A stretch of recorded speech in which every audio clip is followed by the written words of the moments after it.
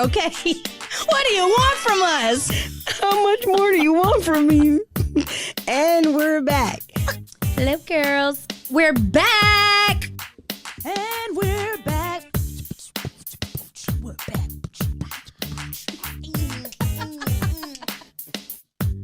And we're back. Welcome back. Welcome back. Welcome back. Cha-cha-cha. Hey, y'all. It's your girl, Taylor. And Toya. This is the Heaux Bag. Be sure to subscribe to our podcast on your favorite streaming platform and follow us on Twitter and Instagram at _Heaux Bag. That's _HEAUXBAG. Keep up with our shenanigans.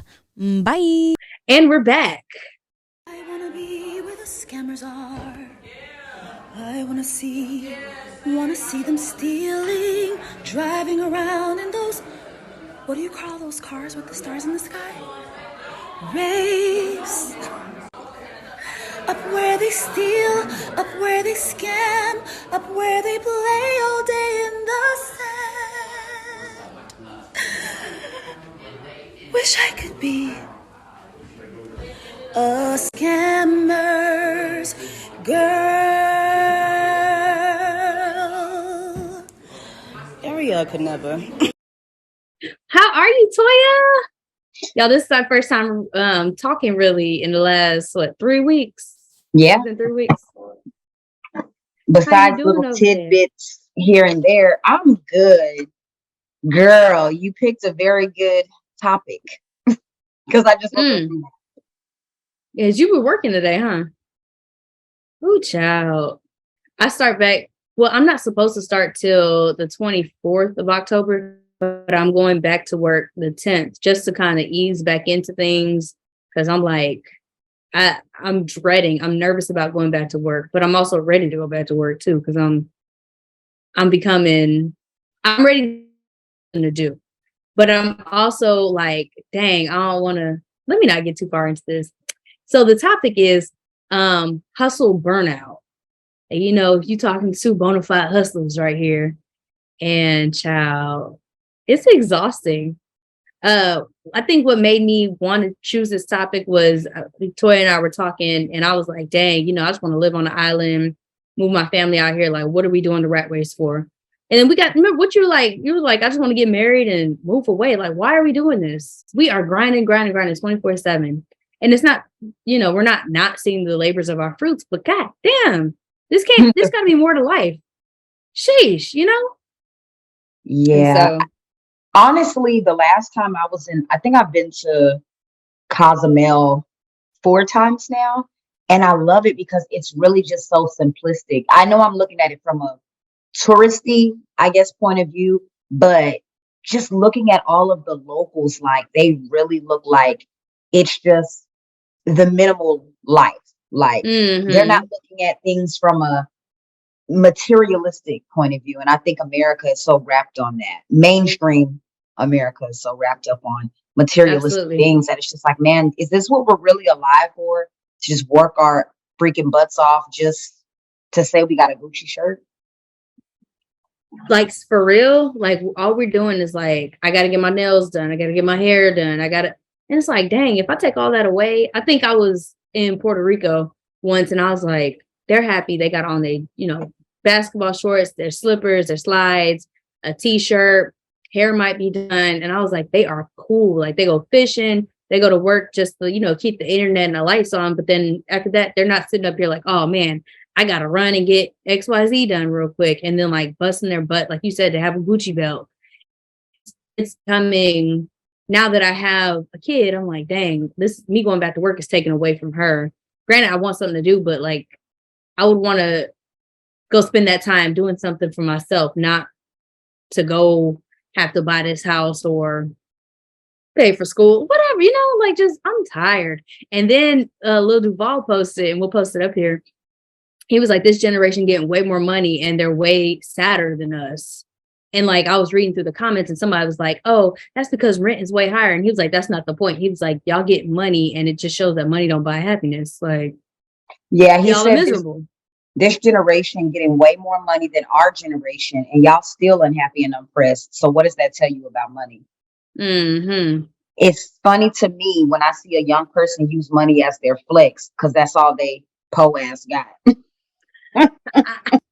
And I like he calls people poor because he don't be talking about money. Like, and it really does go to show you, like all of these documentaries that are coming out, trigger warning about people that committing suicide. Even I forget who it was not too long ago. Who was it that they jumped off of Miss America, the Miss America girl? Miss America too, but it was a man that was I think a president or owner of one of these companies. Mind you, he was about to be, I think, indicted. But it still just goes to show, like, these people have all this money or all this fame, all this glam, all this whatever. Are you happy? And that brings it back to what Beyonce's Pretty Hurts. Like, she over here talking about, you working your whole life to be this representation of what beauty is, and you're just like sad and depressed and I'm over it. Why are we stuck in this rat race? What is the point? Why can't we just move to another country? Oh, because I got family. I was thinking, what would make my family, like, what would make my relationship like just skyrocket? Like, if we took away hustle culture, take away the jewelry, take away the weaves, like take away the big old house that we don't need, the luxury apartment. Like, if I just left the rat race I would be content. I would miss some of the, things like hot water consistently and stuff like that. But I'd be okay at the end of the day because I'm like, it's me and my family. I get to, just chill. That's what you think about. That's what I think about, like what becomes more important in life later on. And then I'm sorry, go ahead. I will say, like, because you were talking about you going back to work, but you're actually enjoying spending that quality time with your daughter. I just had that conversation with my daughter's grandmother the other day, and she was like, "Hey, girl, Miss Hustler, kind of like, how's it going?"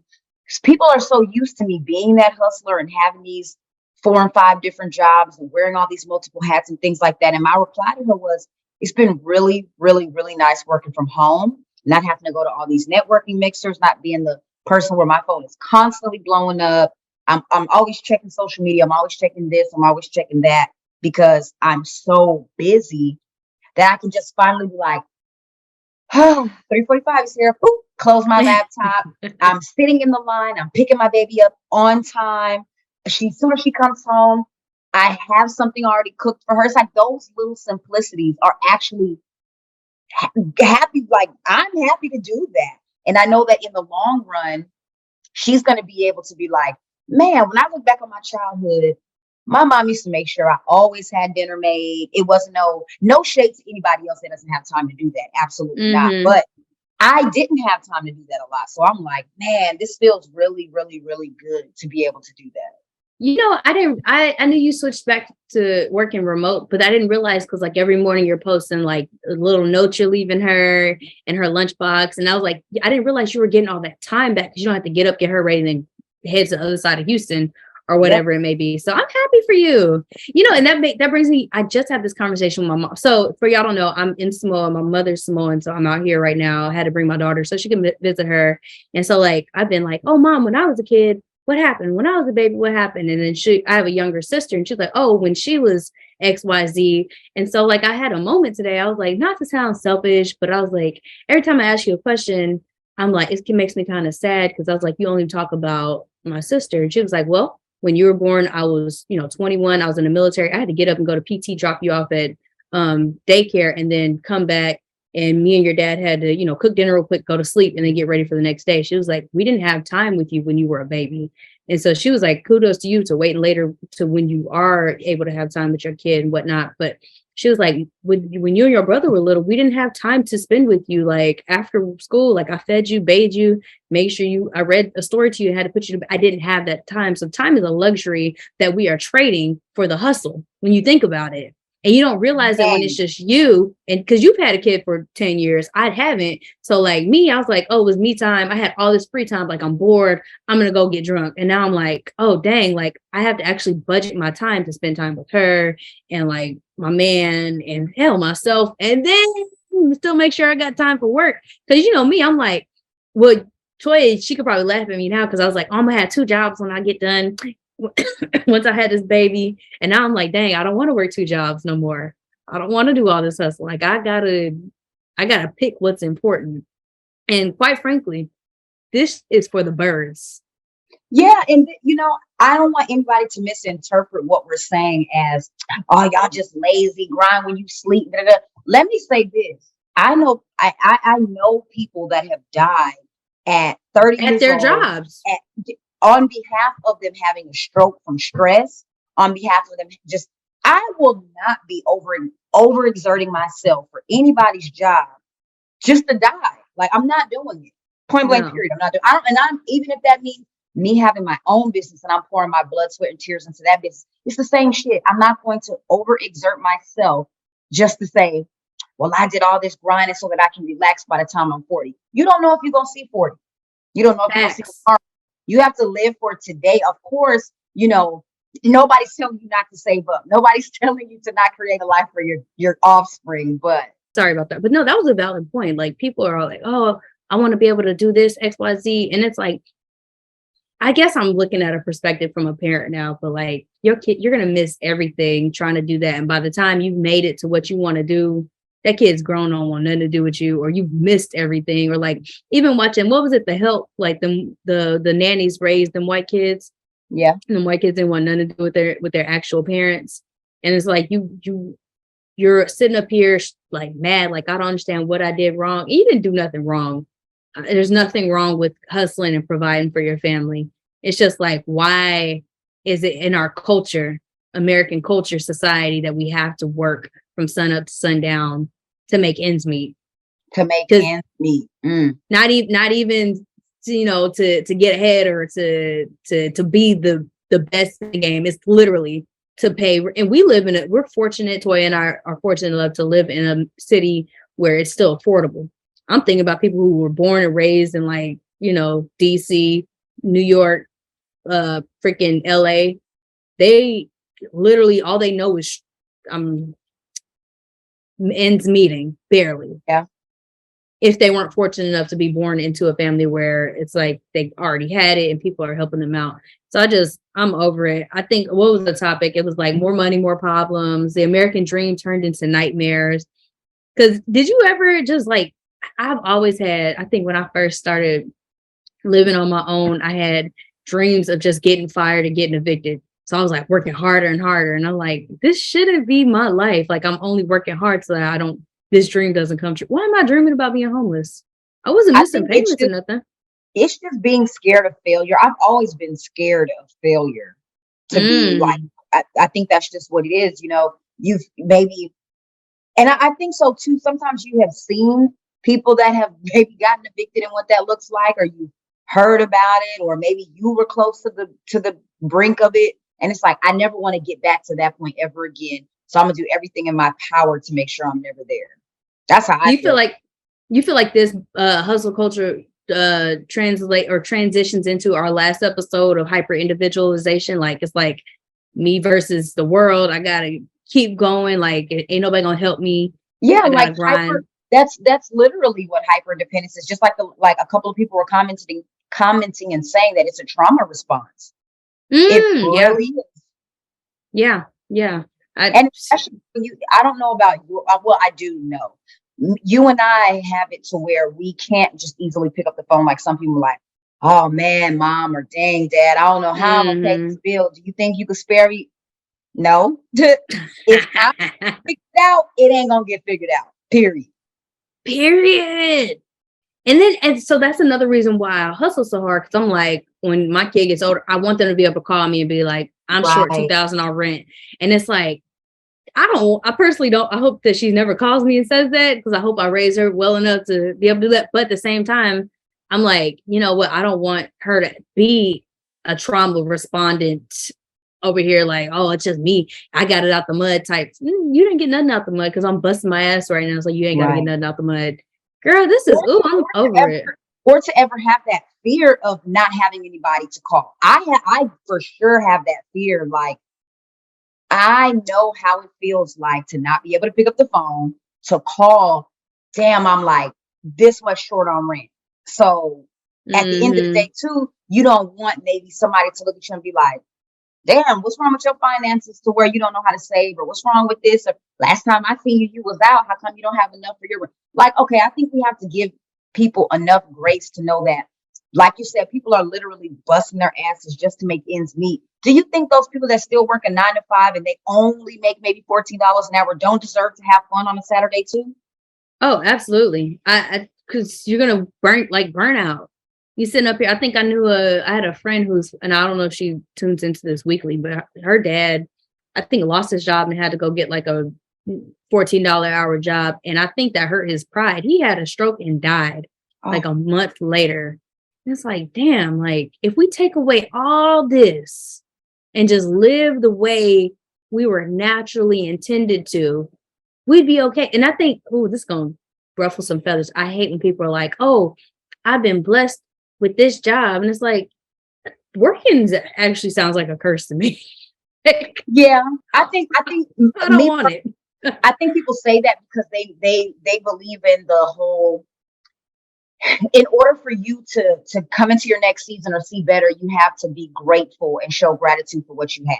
So I get where Mm, that I'm blessed to have this job, because let's not forget, sometimes we done got into some situations where we're like, oh my God, please let me get this job so I can be in well, a better situation. Not saying we well, won't work, I think but more so, I mean, I'm coming from the standpoint of how, and you see it in a lot of, okay, it's different types of Black people. uh, You got certain Black people with like their whole life and identity is behind their career, yes, and they're yes. like, oh, I'm a pharmacist. What are you? And it's like, what is that thing? It's like people ask you what you do so they can determine the amount of respect they'll give you. Mm-hmm. Okay, so you bust your ass to not gonna put farm. I'm not gonna say nothing, but you know what I'm saying? Like, it's like, if you weren't that, would you still be a dope person? Would you still be?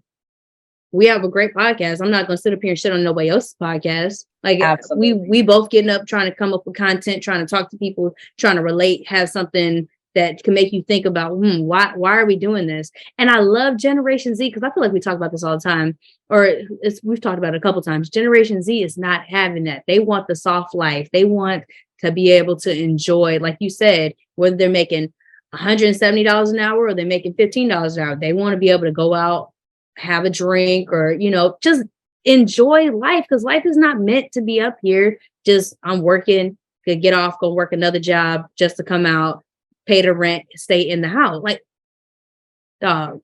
Did you see that? I had put a meme in there with our notes, and it said people aren't even keeping up with the Joneses anymore. They're trying to keep up with literal millionaire and billionaires. And then I seen somebody had posted something underneath that and was like, man, Generation Z, they keep talking about the soft life, but they're out here like competing with quick money from social media, and you're legit working a 9 to 5 at 19.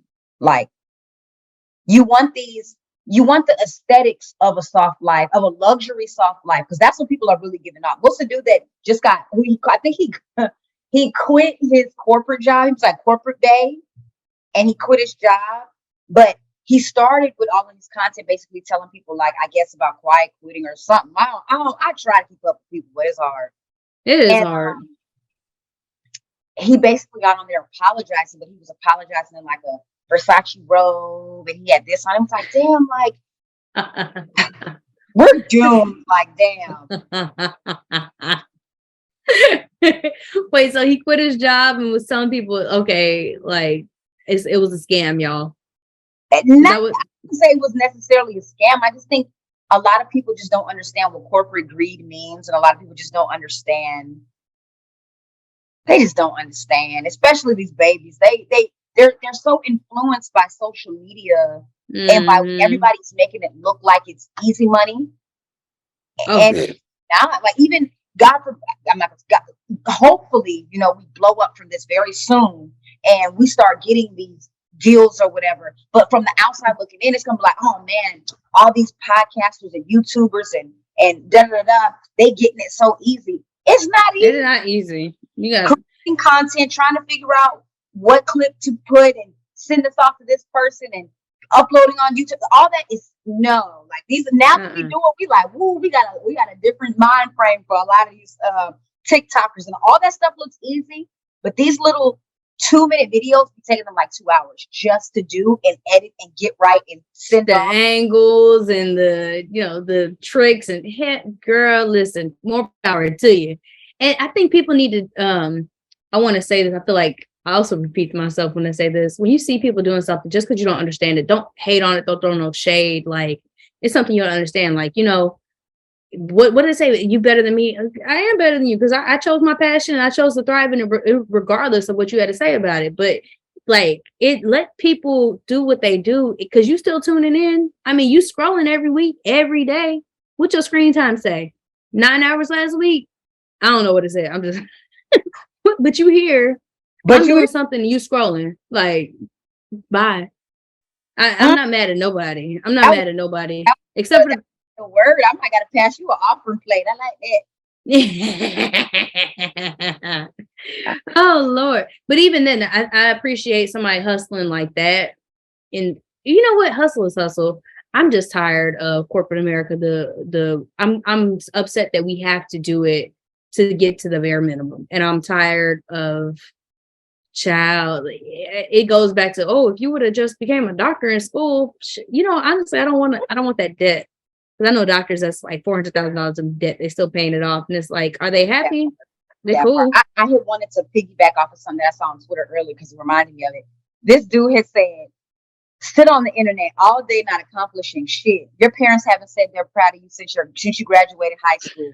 Get some business about it. But that be it though. People will literally take more effort to scroll and hate all day and spew all this. Oh man, the fun podcast. Y'all sit around and all y'all talk about all day long is relationships, and all y'all do is talk about the same rhetoric, and all you do. Well, what are you doing to contribute? Facts. How are you making a difference besides hating on the next person? Because I ain't gonna lie, we get tired of hearing the same shit too. But at the end of the day, I think that it's still all about perspective.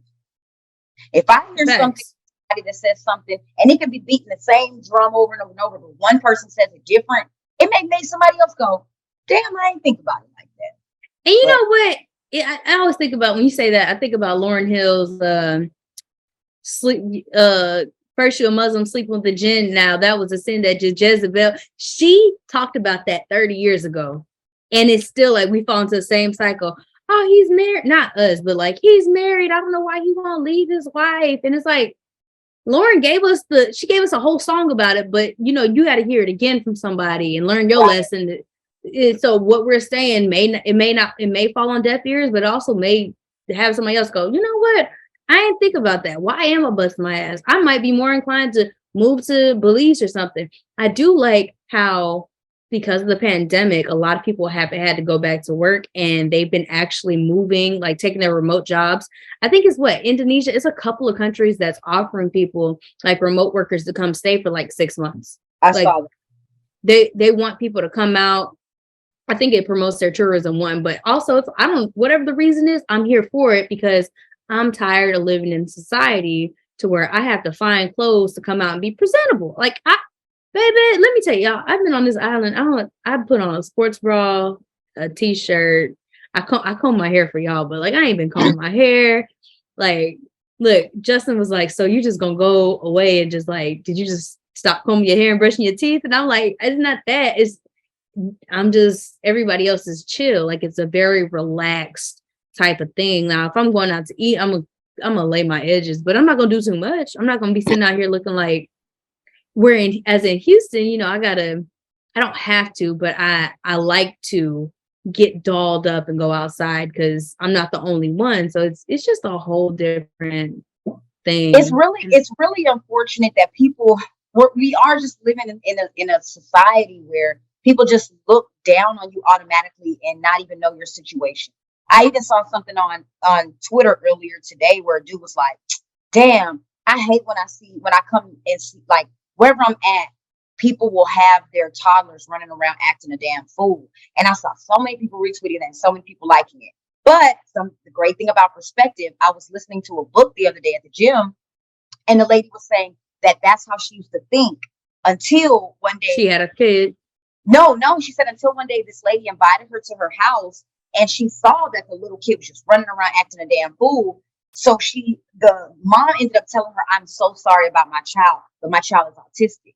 She was like, had Mm, that, she still would have kept thinking, oh, this baby is bad as hell. So it's just like, sometimes you really just got to step outside of yourself in the situation and be like, damn, maybe there's something wrong with that child. Maybe this mm, mom's overwhelmed. Maybe this is this mom's first child. Maybe this is, you don't know what that mom is going through. All you're facts. doing is looking from your Facts. little lens and judge. All I hear is criticize, criticize, criticize. You know That's what, what I'm Twin? doing. And I think some of our followers will laugh about this when they see this, but I used to be known for being in the shade room comments. Like I would, I remember. right. So do you know what I did? I turned on Shade Room's notifications so I could be the first one to comment and say something fucked up. Like I don't care how good it was. I had to come with a comment that was gonna piss everybody off so it can get the most likes. So that dang, did my thing go away? Can you hear me? Hello? Mhm. Okay. I would have to, so I would piss everybody off, cause controversy, get the most likes, and then get more followers. I literally woke Oh, up that's to what hate on shit. Like literally. So when you were like, you just wake up and scroll, that was me. Like I'm on the toilet taking a shit, and I'm like, oh, hold on. Let me get it's it's 6 o'clock like in the morning. the group that they be posting. It's like I just came just to make sure he was dead when he popped up. That's what we. Yes. Oh, That was me. I had to change my way of thinking because I was like, you know what? I'm always arguing with people. I got to the point, I think I was telling somebody, that's why your dog ugly and your kids look like they don't know they daddy. And I was just like, Taylor, you don't want to be that person. Like, it was funny at the time that I thought about it. I was like, this lady probably really went home and was like, dang, what am I doing wrong? Or whatever. So yeah, I wanted to change to be better. But I was a hating ass bitch. Like I'm glad you've evolved. Okay, thank you. The shade room thanks you. But you know what? The shade room is a terrible platform and it does not promote Black greatness. So oh, it's taken a terrible turn, and I will say that it used to be like I think I started following them during after Trayvon Martin because they were reporting stuff first, and I was like, oh, this okay. is a good platform. And then I was like, okay, they're also putting out entertainment and stuff, and then it just kind of went downhill, like people fighting, and like it was a Black China, the Kardashians, and then it was just like drama, and I said, you know Mhm. what?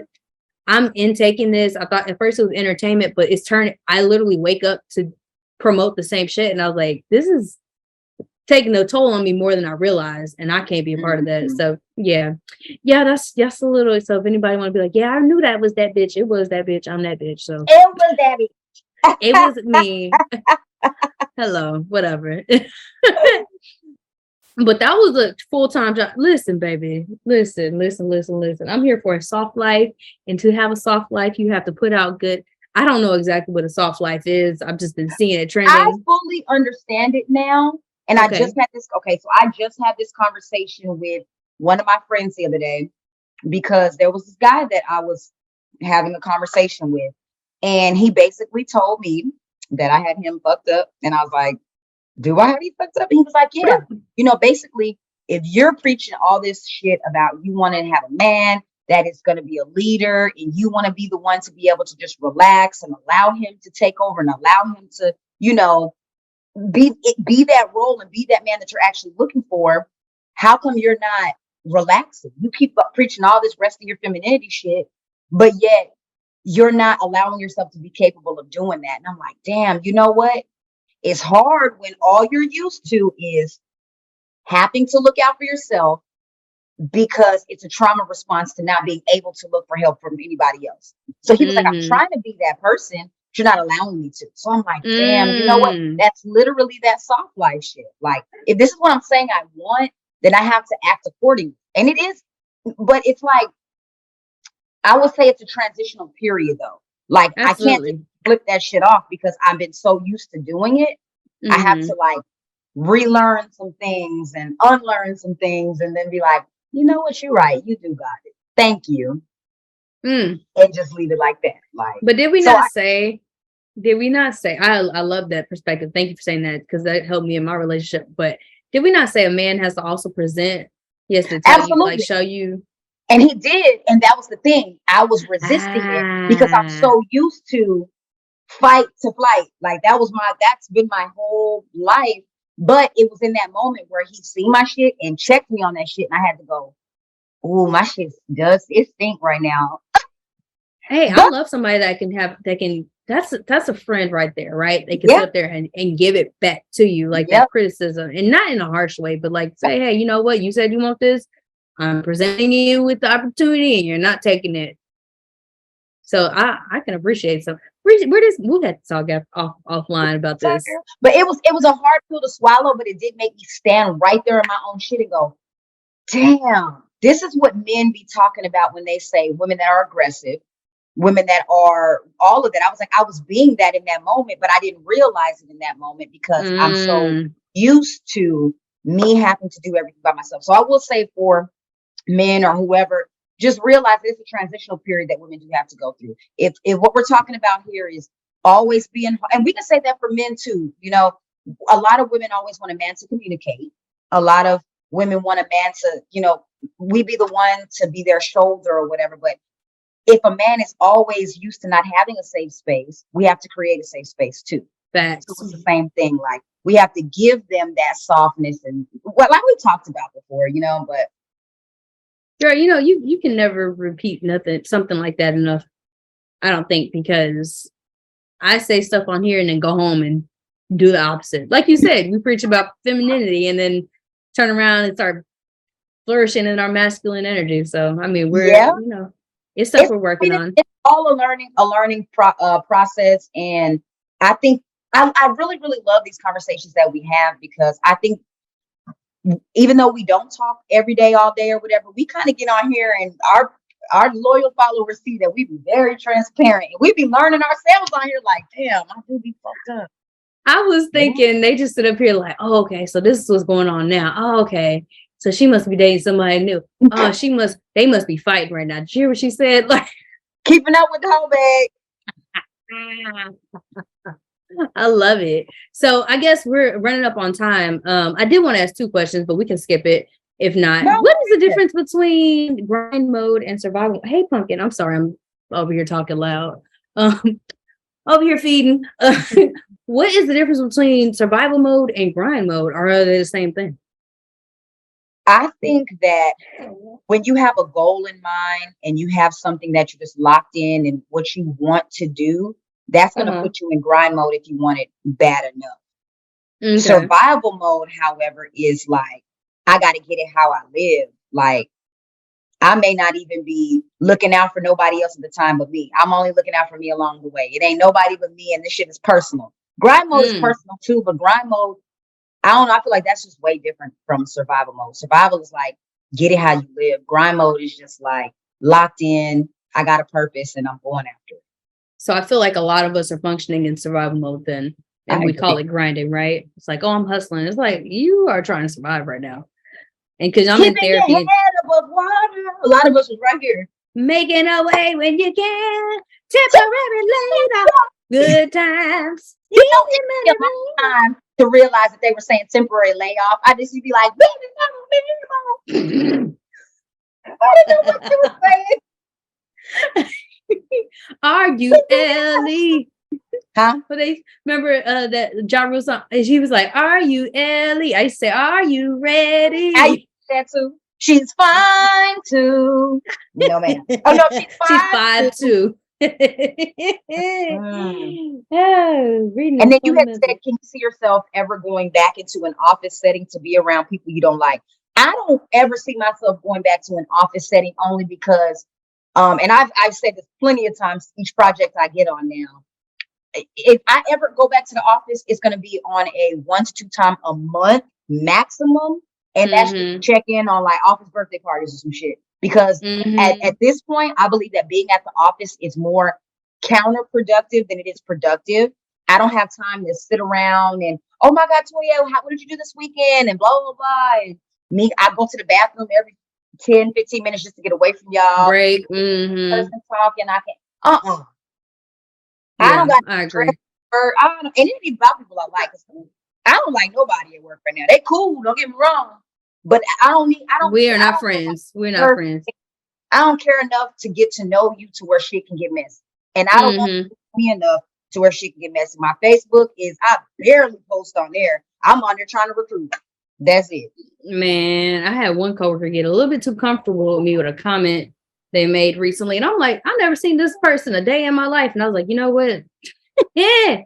I was trying to be friendly, but I got a little too friendly. And I sure can't see myself going back to no office. I don't like, but at the same time, I will say I've developed an anxiety, which we talked about because I'm at home all the time. So I don't see people. So I'm going to have to figure out a way to be more outgoing and social or something. That's the only thing I do miss about work a little, but I don't want to have to go in there and deal with those people I don't like every day. Hell, even twice a week. I don't want to go once a week. If I can go, like you said, once a month, once a quarter, call it a day. I thought about that too as I went to this one of our sister pods. She had a brunch, and I went to support, and I got there a little bit late. And after I noticed that I missed the networking part, I was like, yes, I didn't feel like talking to everybody. But I you know me in my jobs, I've always had to network so much that I have networking burnout. Mm-hmm. So, like, I really, really, really, really, really don't like talking to people anymore, for real. Like, and it's crazy that we have a podcast. Which is even more crazy because I think people really think that we enjoy talking to people, because every time I go somewhere, they're like, so how's the podcast going? Tell me more. And I'm like, that's all I got. or when they ask you for advice and it's like, nigga, I'm not a life coach. Like, I'm not Rosie O'Donnell. I'm not Oprah. I'm not Dr. Phil.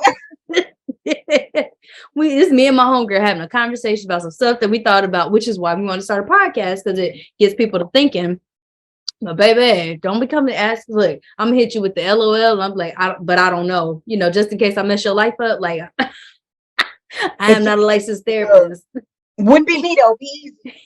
If I were you, I might. But you know what? I don't know. I never been in a situation. So, you know, and when I was in a situation, I got in trouble. Don't listen to me. I'm not the one. I have some. Look, y'all, it's funny because we about to end. I hadn't gotten paid. I've been on maternity leave for what? 5 months now. So like at the end of my maternity leave, they didn't pay me for like 2 months. So I'm like, Toya, I'm gonna send them a letter every day for every week that they had me fucked up, and I'm gonna address. And Toya was like, yeah, friend, don't do that. It sounded in court for harassment. I was pissed. But you know what? That's why we don't give advice. We talk it out. For real. Because I had nothing but space and opportunity. I was gonna write with my left hand too. I'm right-handed. I was gonna, dear Mr. Such and Such, I am a white woman in America. I am a white woman. So do you have a Heaux tip for this episode? Oh shoot. You know what? This was more so for me to vent. I will say this. I will say, you know, if I had a whole tip, it would be to question yourself. Why are you doing it? Is it worth your peace? It's not even like a do something. It's just question yourself. Do a think piece exercise. Is this grind hustle worth your peace? Is it worth the time? You see how big y'all see? Look, this baby is big as hell. She's only 3 months. Like, she's growing so fast. And it's like, dang, I'm gonna miss that. I would have missed it had I been working another job where I had to go back 2 weeks, 6 weeks after she was born. So for sure, just think about that. My whole tip is think about, is it worth your peace? Okay, I guess to piggyback off of that, my whole tip would be, what are you giving up to think about? What are you giving up in exchange for peace? And then also, if you don't have your peace, if it doesn't make sense, what are you giving up in exchange for your peace? So I'll pretty much leave it at that, because if I am in a situation to put my whole family in a better situation, and it's only going to take me about a year of sacrifice to do, nobody's saying to give that up. It does make sense to sacrifice your peace for that. However, if you're working a 9 to 5, you're making minimum wage and you're busting your ass, there's no room for growth, there's no anything, you need to reevaluate and think about quitting. Or before you quit, do a check-in, like you said. Okay, this is not making me emotionally happy. This is not worth the sacrifice of my time, my blood, sweat, my tears. Let me think about applying to these other places and and doing something different. Step outside of Mhm. that comfort zone, make some more money to put your family in a better position. Or you can always stay there, but shut the fuck up because don't nobody want to hear you crying because you're not And trying. didn't we have like a brief like talk? It was like sometimes you might take a step back, whether it be financially or whatever in your career to find Yep, that piece so that you can move absolutely. forward. That's Hmm. me right now. Listen, with all of us. And I took this job. So y'all remember I was working, and then I'm gonna end off this. I was working another job and I found out I was pregnant, and then I had gotten this job. So I was working both. I took the pay cut because I get more time off with my kid.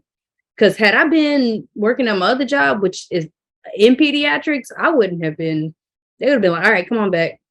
And Hmm. so this actually gave me the peace, and I was like, you know what, the money ain't the money. I can make that money back. I can't get this time back. So Absolutely. yeah. With that being said, I think we're done, right? Bye.